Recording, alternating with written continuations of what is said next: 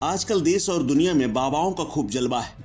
वहीं दूसरी तरफ आजकल यूपी के बड़े शहर कानपुर के नए बाबा चर्चा में आ गए हैं।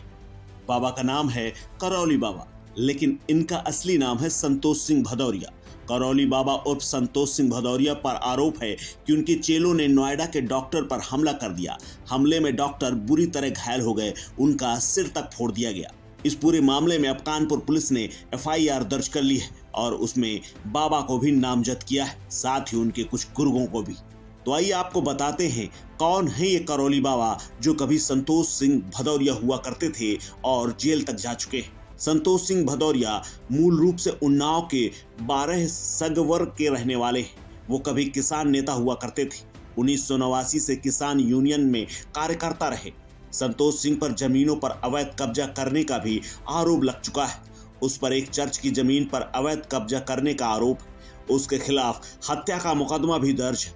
उसके अपराध का सफर 1992 से शुरू हुआ था। 92 में उसके खिलाफ हत्या का एक मुकदमा दर्ज हुआ था। इस केस में उसे जमानत मिली थी। उसके बाद 1994 में उसके खिलाफ रासुका की कार्रवाई की गई।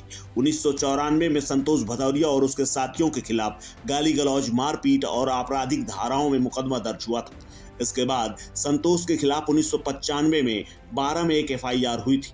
इस बीच संतोष सिंह भदौरिया अपनी राजनीतिक पकड़ के मुताबिक कोयला निगम का चेयरमैन भी बन बैठे।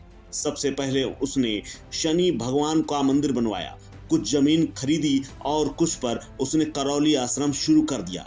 इस आश्रम में उन्होंने आयुर्वेदिक हॉस्पिटल शुरू किया।